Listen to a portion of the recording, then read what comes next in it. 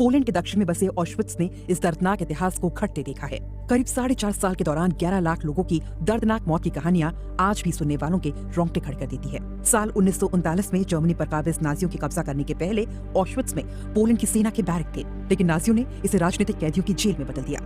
ये जेल जल्द ही यातना शिविरों में बदल गई। 27 जनवरी 1945 को सोवियत सेना के आने के पहले नाजियों ने 40 से ज्यादा बड़े छोटे कैंपों को नष्ट करके अपराधों के सबूत मिटाने की कोशिश की, लेकिन यातना झेल कर भी किस्मत से बच गए कुछ हजार कैदियों के जरिए कहानियां बाहर आईं। ये कहानियां बयान करने वालों में नोबेल पुरस्कार विजेता एली विसेल भी थे। यहूदियों के खिलाफ स्वघोषित नस्लीय जंग छेड़ने वाले नाजियों ने ऑश्विट्ज को यातना की प्रयोगशाला बना दिया। वहां जान गंवाने वाले 11 लाख लोगों में से करीब 10 लाख यहूदी थे। नाजियों के जुल्म से मरने वालों में कई ने भूख की वजह से दम तोड़ा, कई गुलाम की तरह काम करते करते मारे गए, कुछ जान मेडिकल एक्सपेरिमेंट के दौरान गई, लेकिन सबसे ज्यादा लोग गैस चैम्बर में मारे गए। यूरोप के जिन देशों में नाजियों का कब्जा था, वहां से जानवरों को ले जाने वाले गाड़ियों में कैदियों को ऑश्विट्ज लाया जाता था। इन गाड़ियों में न सीटें होती थी, न खिड़कियां और न ही टॉयलेट। ऑश्विट्ज आने वाले लोगों को इस आधार पर अलग किया जाता था कि कौन काम कर सकते थे और किन लोगों की तुरंत जान ली जानी है। जिन लोगों की तुरंत जान ली जानी थी, उन्हें कपड़े उतारने को कहा जाता था और गैस चैम्बर में भेज दिया जाता था। गार्ड सील चैम्बर में ज़ाइक्लोन बी गैस डालते थे और लोगों के मरने का इंतजार करते थे। इसमें करीब 20 मिनट का वक्त लगता था। दम घुटते वक्त लोगों की चीखने की आवाजें चैम्बर की मोटी दीवारों को भेद कर बाहर निकल आती थी।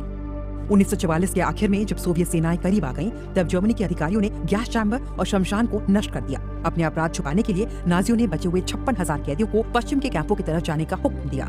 जो पीछे छूट गए उन्हें मार दिया गया। सोवियत सेना को कुछ हजार लोग जिंदा मिले, हजारों लोगों के कपड़े मिले, कई टन बाल मिले।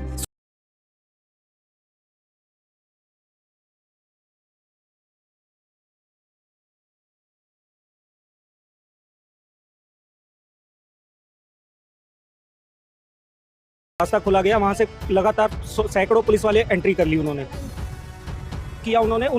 उस चादर में बांधा उसे, चादर में, हाँ चादर में। दो लोगों ने एक साइड से पकड़ा, दो लोगों ने एक साइड से, बैरिकेड के ऊपर से बैक साइड से घसीट कर लेकर गए उन्हें। उनको भी मारा पीटा, किसी को तो किसी के खून भी निकल रहे थे गला से, हाथ से, चोट भी लगी है।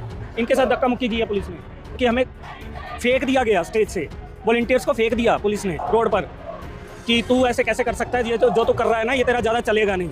और सोनम वांगचुक जी को बिल्कुल इनह्यूमन जानवरों के तरीके से यहाँ से घसीट कर लेकर गई है। तो हम देखे उसमें बीजेपी का गुंडा था, वो सब टीका कर गया हुआ था और सर को जबरदस्ती हाथ पकड़ रहा था। सर मना कर रहे थे कि नहीं जाना है। हो गया कि दोनों साइड बैरिकेड कर दिया है, किसी को एंट्री नहीं दे रहे हैं अंदर।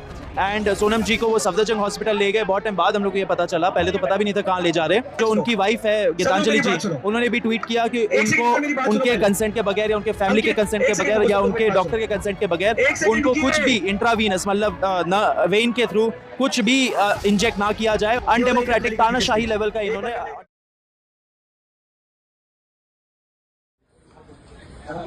They didn't want to go to hospital. इनको पार्लियामेंट मार्च करना था, लेकिन जो ये पुलिस वालों ने आज किया है,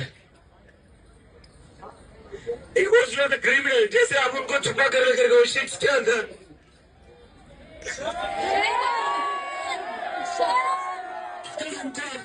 अगर उनकी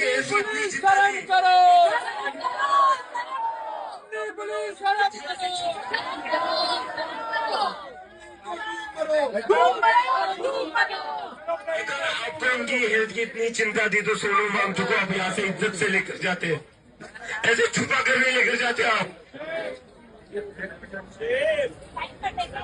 शर्म करो आप लोग थोड़ी।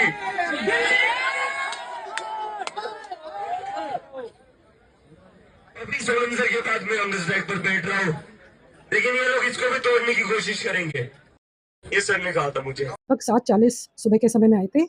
वो लंबी फास्टिंग की वजह से वे थोड़ा कमज़ोर हैं, थोड़ा डिहाइड्रेशन है, बाकी उनके वाइटल पैरामीटर सारे स्टेबल हैं। उनको लगातार जांच कर रहे हैं, उनकी मॉनिटरिंग कर रहे हैं और उनका ट्रीटमेंट चल रहा है। वैसे वो फुली अलर्ट है और स्टेबल है।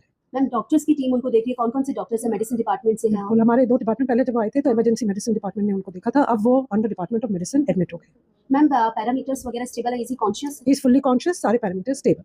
कितने लंबे समय तक उनको अभी रखा जाएगा? अभी हम थोड़े समय तक रखेंगे क्योंकि उनके जो इलेक्ट्रोलाइट्स हैं वो थोड़े डिहाइड्रेशन के साइंस है उनके ब्लड रिपोर्ट में, उनको वो करेक्ट करेंगे, फिर उसका दोबारा हम रिव्यू करेंगे। मैम उनकी वाइफ का भी ट्वीट आया था कि उनको ढंग से देखा नहीं जा रहा है, क्या कहेंगे सर? नहीं, ऐसी तो बात नहीं है। जब से वो आए हैं लगातार वो हमारे निगरानी में है, सारे डॉक्टर्स हैं, पूरी टीम लगी हुई है, पूरी नर्सिंग टीम लगी हुई है, ऐसी कोई प्रॉब्लम नहीं। श्री सोनम वांगचुक